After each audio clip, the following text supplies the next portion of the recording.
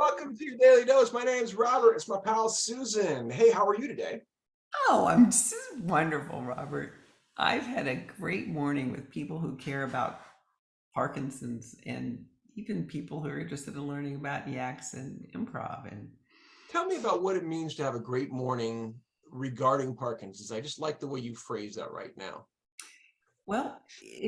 Parkinson's has kind of become my job, my full-time job. Okay. And it's brought me more joy and more opportunity for personal growth than I would have ever guessed.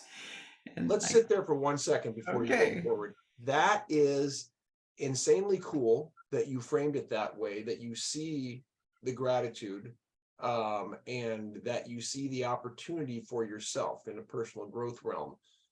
Because I think it'd be fairly understandable for someone to fall the other direction and say, poor me, why me, this sucks. Yeah, they do. Yeah. So I assume we've stopped our recording here. No, you're kidding me? Go. This is Oh, great. I I mean love our what you're doing. timer. Okay, I'm sorry. I thought when you Keep said going. No, I love what you're saying. Flow with me, woman.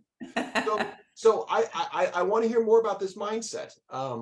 What does that mean to get into that place, and how has it benefited you? when I get up and look at my calendar, there's almost always something that's related to this world, You mean the Parkinson's world? the Parkinson's world, Yeah. and specifically the yaks and improv. Ah, And in the future, I'll have day one and nice. Parkinson's prison motif, opportunities to further stretch my brain and my heart. Mhm. I think I've learned that um, I have learned my foundational belief in myself has been empowered and grown and changed because I've been challenged a lot in this work. And so when I see on my calendar that there's another focus for the day or coming up later in the week, it's wonderful. I'm a 71-year-old person who's, you know, husband works remotely and I'm here with my dog alone in the house and I have a life. I Hmm. have a lot of stimulation and contributions that I'm making that matter to people.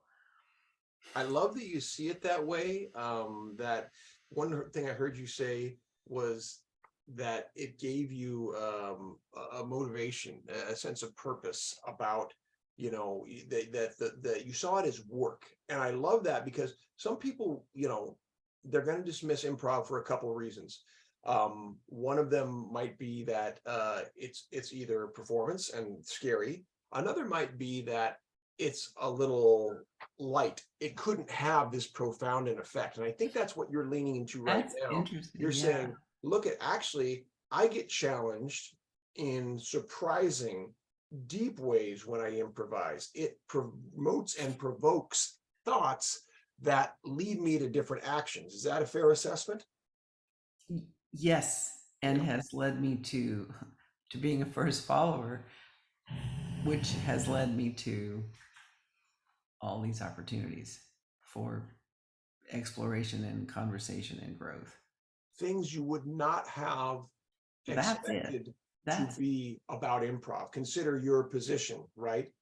3 years ago. my position on improv, which Yeah. was I don't get it. And I think most people are going to come at you with that same response. So I think one of your biggest challenges is that's a hurdle to get over. This is why your first follower role is so important and your voice needs to be elevated. That story needs to be broken down simply and then expanded upon, because this is the constant for any organization. The most important person is the newcomer, right? That person is the lifeblood that keeps us going forward. We need to continue to make sure that person is supported and understands it is not only okay, but perhaps normal, to use a word I'm not real fond of, to feel like, what the heck am I even doing here? What has improv got to do with Parkinson's? That's where you lead the way much better than I can, because you're the person who walked that journey. Yes, That was my authentic voice. Well, let's keep developing that. We'll see you on the next dose. Okay.